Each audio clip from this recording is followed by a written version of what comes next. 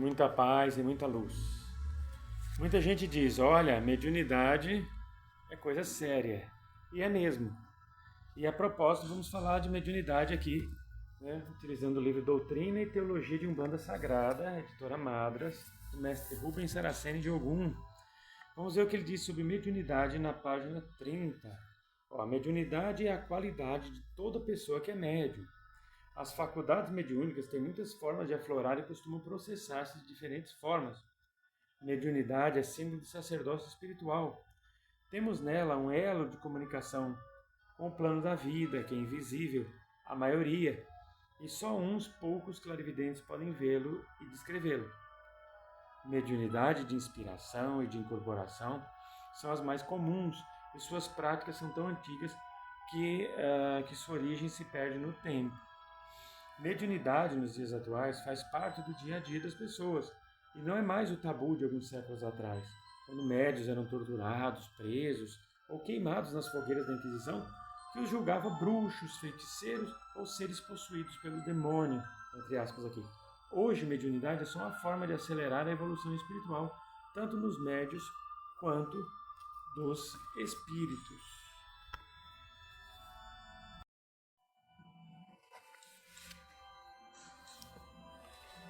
Então, quando diz aqui, né, que a mediunidade de inspiração e de incorporação são as mais comuns, nós podemos acrescentar outras como mais comuns. A de evidência, por exemplo, é muito mais comum que a de incorporação. A mediunidade intuitiva também é tão a onírica, que é aquela que as pessoas entram em contato com o plano espiritual, geralmente através de sonhos. O médio onírico, aquele médico que ele vai viver sonhando com um monte de coisa. E se você parar para escutar um deles, tem que estar com tempo, viu? Porque os danados sonham e eles lembram das coisas com uma riqueza de detalhe. Eu que fico anos sem lembrar dos próprios sonhos, não lembro de jeito nenhum. O médio onírico, ele lembra de um jeito que você até chega às vezes a desconfiar. Fala, mas você sonhou com tudo isso mesmo? Dá até a impressão que a pessoa assistiu um filme e depois quer te contar como se fosse um sonho. Mas pela seriedade de alguns médios oníricos, que são pessoas sérias no seu dia a dia, você percebe que eles realmente estão falando a verdade, embora pareça um filme que eles tenham assistido. Então é muito comum, onírica, intuitiva, a de inspiração, como foi falado aqui, evidência, então nem se fala. A de incorporação é comum de encontrar, mas não tão comum quanto essas outras. Você vai encontrar mais médio de evidência e de intuição e onírico do que de incorporação. Mediunidade, o enigma humano. Mediunidade é a faculdade que uma pessoa possui e que, se desenvolvida, poderá servir de meio de comunicação entre os dois planos da vida, o espiritual e o material. A mediunidade sempre existiu como canal de comunicação entre os dois planos da vida.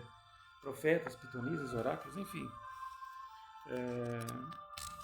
E aqui na página 31, no terceiro parágrafo, ele diz assim, ó, o Espírito Santo de Deus, tá? O Espírito Santo de Deus, entre aspas, não incorpora nenhuma pessoa, pois é em si próprio o magnetismo e energia divina existentes em todas as pessoas, e que muitas delas servem de meio para que as incorporações aconteçam. Então, veja bem, aqui a gente entra numa questão polêmica, vamos tomar muito cuidado. Porque assim,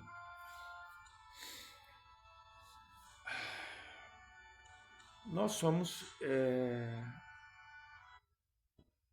extensão de Deus, nós somos filhos de Deus, portanto herdeiros de Deus, portanto extensão do próprio Deus. Se nós somos extensão do próprio Deus e Deus é um espírito e Deus é santo, por filiação divina nós somos espíritos e santos. Então todos nós somos espíritos santos, porque viemos de um ser, digamos assim, divino, santo, e somos extensão dele. Portanto, nós somos Espírito Santo.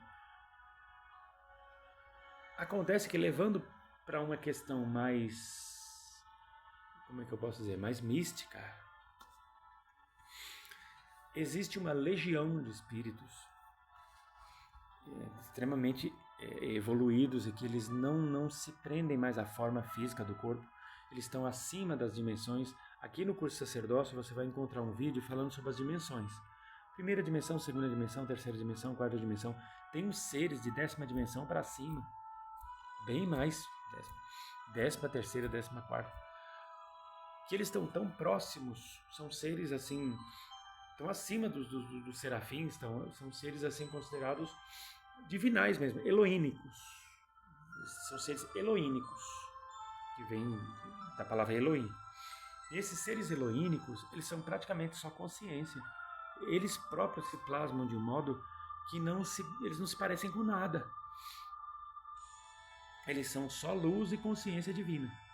Se eles quiserem se materializar como uma pessoa, eles se materializam com a forma de uma pessoa. Fica a critério deles, eles têm esse poder e essa autoridade. E esses seres eloínicos, eles trabalham geralmente com energia de dispensação. Como assim energia de dispensação? Eles podem parar em cima de um planeta e mandar luz para aquele planeta como a luz de um holofote manda para o campo de um estádio. E essa luz é tão forte que ela chega nas pessoas e penetra de tal forma os chakras e os espíritos daquela pessoa. Quando eu digo espíritos, é porque nós temos um espírito dentro do outro. Nós temos o nosso corpo crístico, dentro do corpo crístico o corpo búdico, dentro do corpo búdico o mental superior, dentro do corpo mental superior o corpo mental inferior, dentro do mental inferior o corpo astral, dentro do corpo astral o perispírito, né? E dentro de tudo isso, e tudo isso está dentro do corpo físico. Então essa energia chega em nós de tal forma que penetra todos os corpos de uma vez só, e ela é tão forte, tão poderosa e tão instigante, divinamente falando, que a pessoa tem a sensação que ela incorporou o Espírito Santo. Na verdade não incorporou, mas ela sente de tal forma porque, por semelhança divinas, nós somos Espírito Santo. E quando a força desses seres, a energia deles entra em nosso Espírito Santo, e eles também são Espíritos Santíssimos, há um despertar energético, não é nem de consciência, de energético.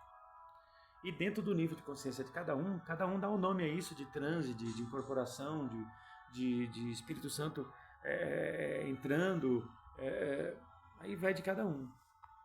Tá?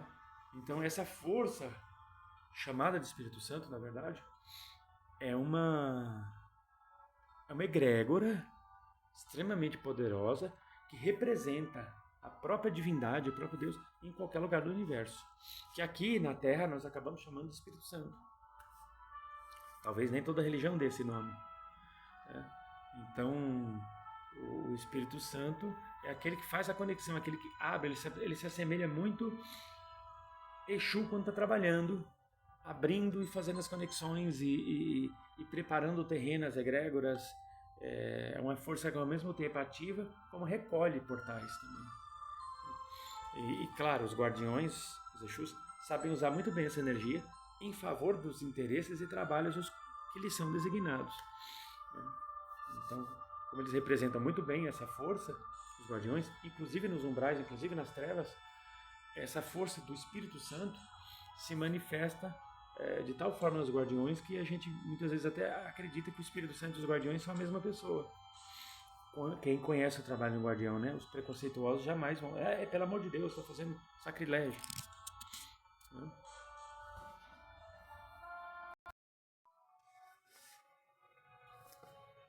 E caprichoso como era o mestre Rubens, ele se dedicou a criar um subtítulo aqui, chamado Médium na Umbanda Sagrada. Nós vamos dar um saltinho aqui para a página 32 e ver o que o mestre Rubens tem a dizer sobre isso. Aqui no terceiro parágrafo da página 32, você vai ver assim: Umbanda é o sacerdócio na mais completa acepção da palavra, pois coloca o médium na posição de doador das qualidades de seus orixás e que, impossibilitados de falarem diretamente ao povo, falam a partir de seus templos humanos, os seus filhos de fé. Por isso, os pais e mães espirituais devem olhar para todos os que lhes chegam não como seres perturbados, mas como médiuns necessitando de auxílio para ordenarem as manifestações de espíritos que fazem parte de sua linha de forças, de sua linha de forças espirituais. Mostrem-lhes que os orixás, mostrem-lhes que, se orixá é um santo, é mais do que isso. Orixá é a natureza divina, manifestando-se de forma humana para os espíritos humanos. Esclareçam aos filhos recém-chegados, que se sentem incomodados, que isso não é nada de ruim, pois há todo um santuário aprisionado nos seus íntimos, que está tentando explodir por meio da mediunidade magnífica. conversem demoradamente com eles. Difícil, hein? Sacerdote conversar demoradamente com alguém, assim, com um filho, ou com quem quer que seja, muito, muito difícil, pela falta de tempo, pelo excesso de compromissos.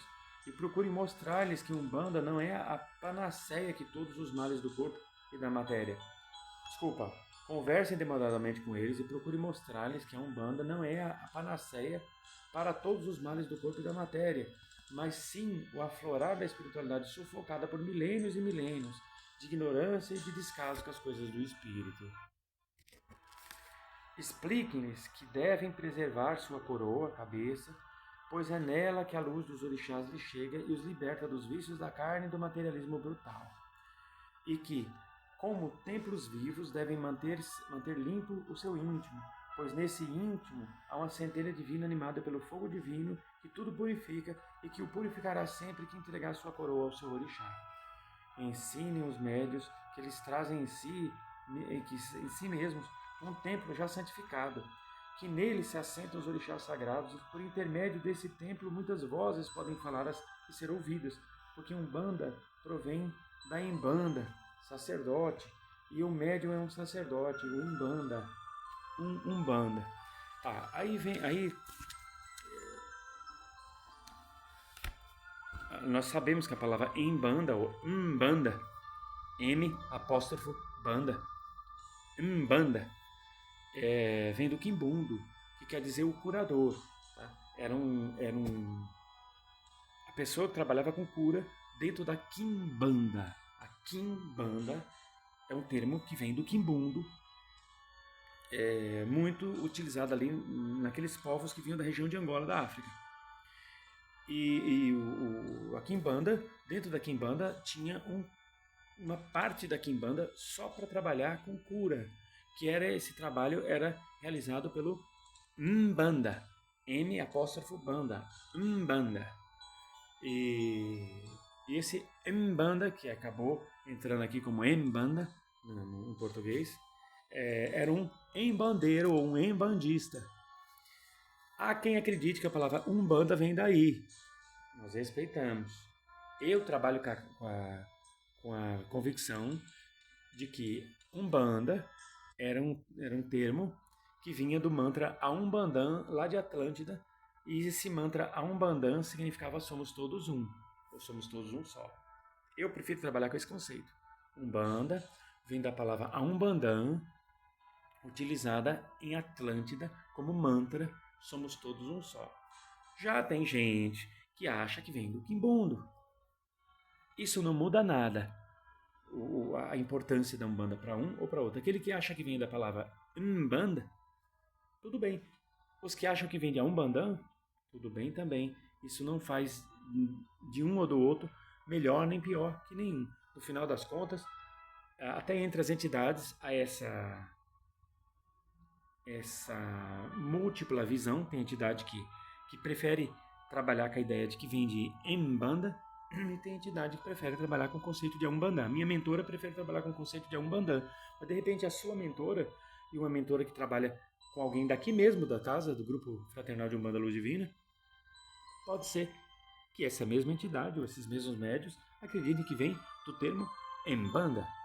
Qual o problema? Né? O que eu acho interessante é que aqui no livro o mestre Rubens deixa bem claro que todo médium é um sacerdote de si mesmo. Essa parte aqui, quando ele fala, né?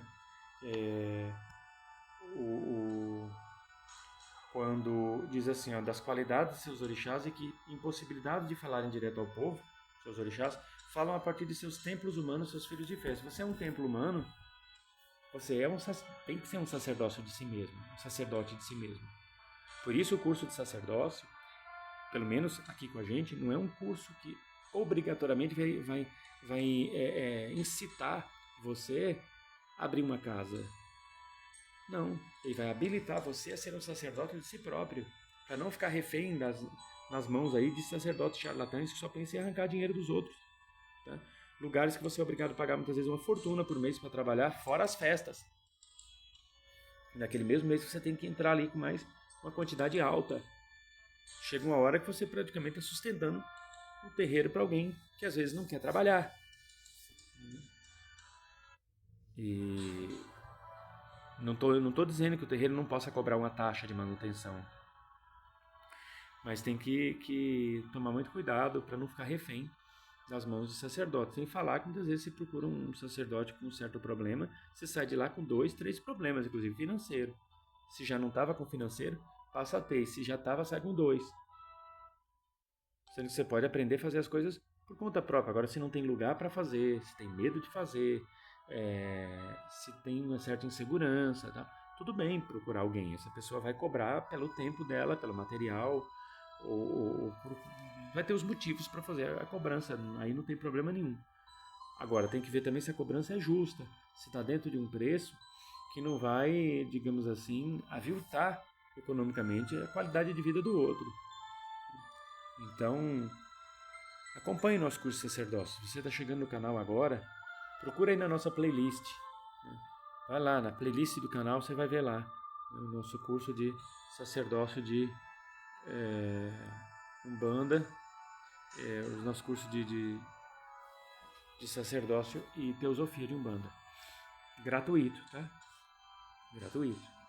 Mas antes de fazer esse curso de sacerdócio e teosofia de Umbanda, tente entrar aí no nossa playlist e ler lá. Vai ter uma playlist chamada assim, Livro de Exu. Ali é a introdução, na verdade, para o curso de sacerdócio, onde você vai aprender tudo e um pouco mais sobre Exu. Sobre o Exu Orixá, Exus coroados, Exus Tranca-Rua e Pombagiras e os Exus naturais também. Entra lá e acompanha, tudo gratuito. Tá? Eu sou Hernando de Oxóssi Choroquê. Em nome de nosso Senhor Jesus Cristo, na unidade do Espírito Santo, lhe desejo muita paz, muita luz e proteção e que você siga sempre com Deus no comando. Até a próxima.